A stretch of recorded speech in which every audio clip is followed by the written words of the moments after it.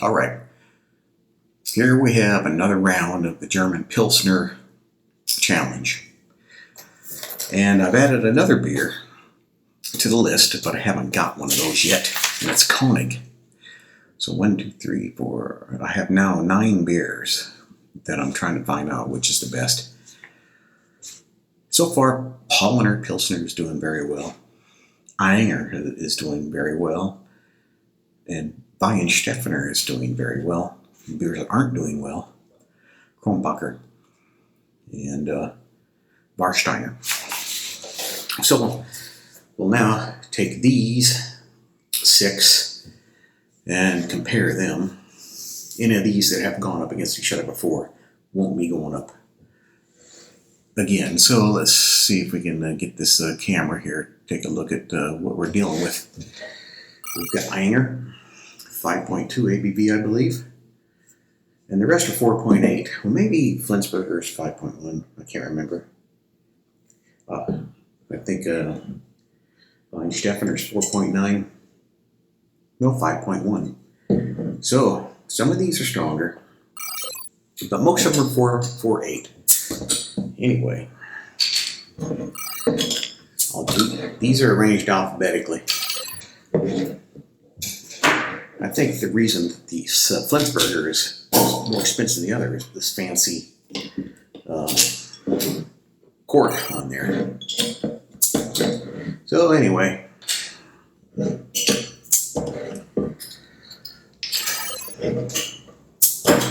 now here we have Ayinger and Bitburger, and I believe that Ayinger has already gone up against Bitburger, and it did. It won. As Ayinger, it hasn't gone up against Flensburger, so we're going to try these. That's really good.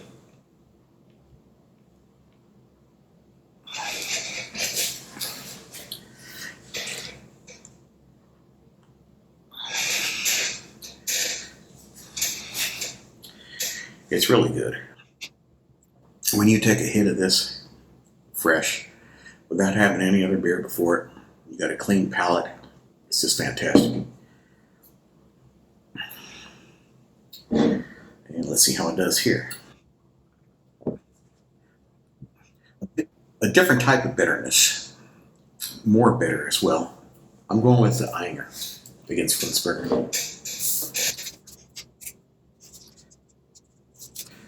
All right, Radeberger. Has Ayinger gone up against Radeberger? Yes, it has, and it won. All right, so we don't need to do that one. Warsteiner. Yes, Ayinger has gone up against Warsteiner, but it hasn't gone up against Weihenstephaner. Weihenstephaner thus far has been undefeated, and this is a good Pilsner. Very smooth and very flavorful.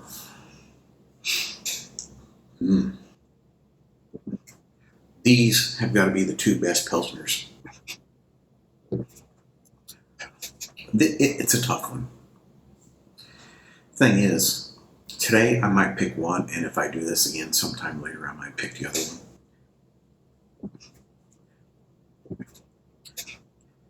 This one has a stronger finish, which I generally like. I'm going to go with the Weihenstephaner. That's it for Ayinger in this round. So now we'll see about these. Bitburger. Who has Bitburger gone up against? It lost to get Ayinger. It has not gone up against Flensburger. So let's try this. How to describe it?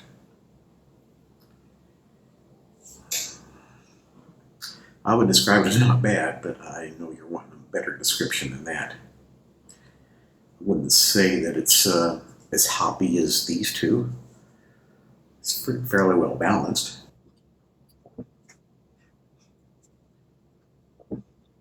It's got some bittery dryness in the finish. And this one seems to have some kind of odd taste in the finish that I haven't really detected before. Maybe it's just finishing or coming off of that other beer that's causing it. So let me see if I can get my palate cleared. So that's what I liked about that very first taste. That very first taste of Ayinger, that was out of this world. But now that I've had so many sips of beer, it's still lingering in my mouth. There's something off about the finish on this.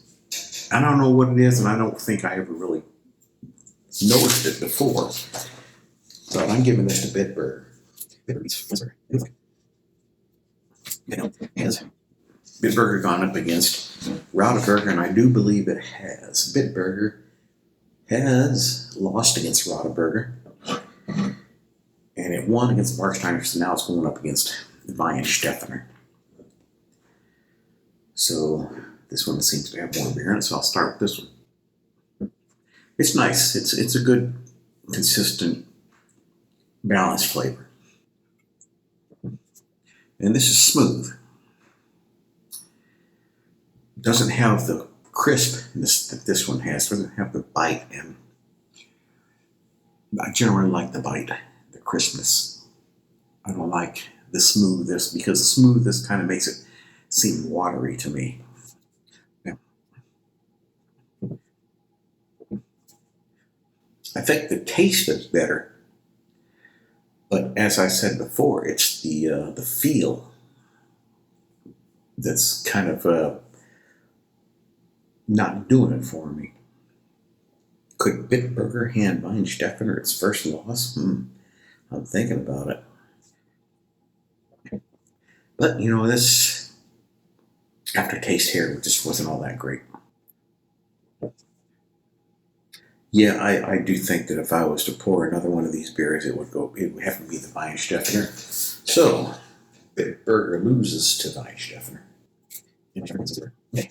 So Bitburger is finished. Now Flensburger, who's Flensburger going to take on here? Flensburger needs to take on Radeberger. Radeberger, Warsteiner, and Weihenstephaner. So these three against Flensburger. So I'll start with the Radeberger. A nice, flavorful, well-balanced, not harsh, not excessively bitter. It was a good swig. Now I remember you had this Flensburger last time I tasted it. It had some kind of oddness to it that I never really picked up before. But I guess it's the hop flavor. This is probably a different type of hops. And it's, sometimes you get these hops that are citrusy, like in IPAs. And you get hops that are not so citrusy, but just add a lot of bitterness. This seems to have a touch of something almost leaning towards citrusiness. Well, I like that. I can drink another one of those, no problem. Could I drink another one of these? Yeah, I don't care for it. I don't care for that hop, that flavor, whatever it is in there. So Flensburger loses against Radeberger. Okay. Now, how about Warsteiner? Warsteiner hasn't performed very well so far. It's not bad, but what it seems is that it just seems to have a lower quality about it. It seems that the ingredients in the rest of these are superior than the ingredients used in the Warsteiner. It's kind of like stale there. Stale, not, but still carbonated. There's no flatness to it. No loss of crispness. Just stale in comparison, taste-wise, flavor-wise. So that was a pretty good swig there. I just don't care for it. I'm going with the Flensburger here. Warsteiner is doing very poorly. Hasn't won one Hasn't won a single match yet. So no, Flensburger. That's it for that. Okay, so Radeberger. Who has Radeberger not gone up against here? Weihenstephaner. So Weihenstephaner is still the king, undefeated.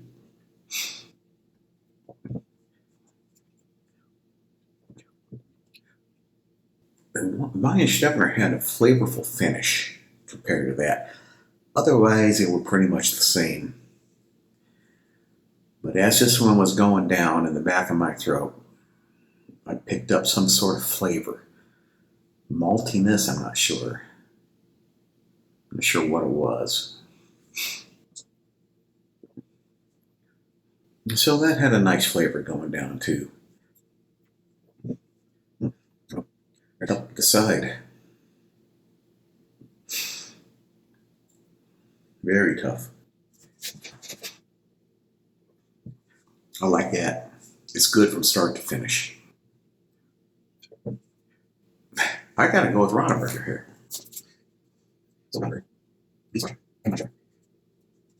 Okay. And now we have Warsteiner. Warsteiner has gone up against everybody but Weihenstephaner. This should be a no-brainer, but who knows? Warsteiner might win.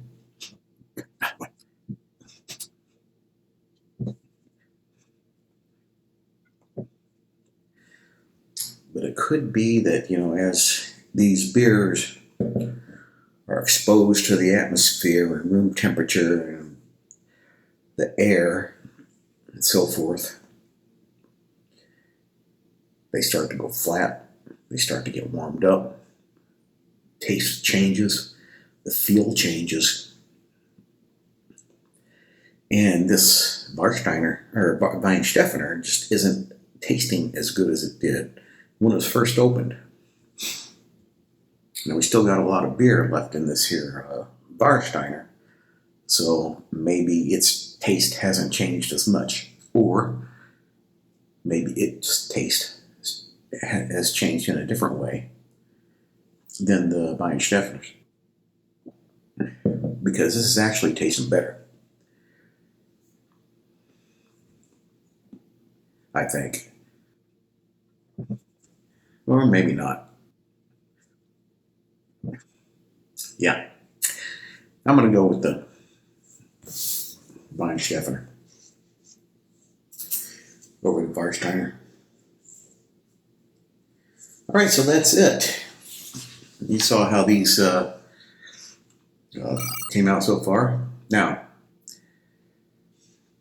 there's one beer that I still have to buy and compare to all the others, and that's going to be Koenig. So, I only have 2 beers left in the fridge, Radeberger and Flensburger. And all the rest, I'm going to have to buy more of the rest of these, including the ones that are not shown in this round. So here are the beers. We have Ayinger, who has won 5 times, lost twice.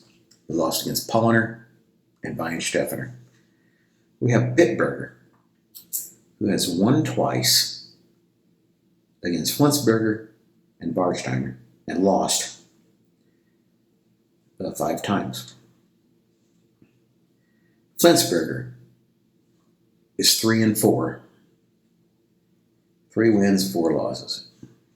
Krombacher, 2 wins, 5 losses.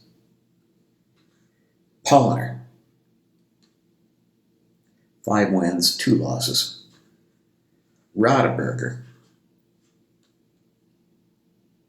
5 wins, 2 losses. Warsteiner, 7 losses. Weihenstephaner, 6 wins, 1 loss. Weihenstephaner has the best record so far. So if it loses against Koenig, then that means it could tie with Ayinger or Paulaner. So these are the top ones. Warsteiner is number 1, Ayinger and Paulaner are number 2.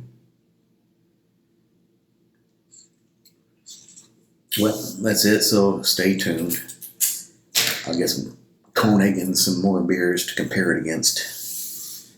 And then we'll see how this turns out, and we'll find out who's got the best German Pilsner. At least out of the ones that are available to me, and probably to you. Because I think that, if they're sold here, they're probably sold in most places. And I'd sure like to try some other ones, but they're not as easy to find. Well, that's it. Thanks for watching.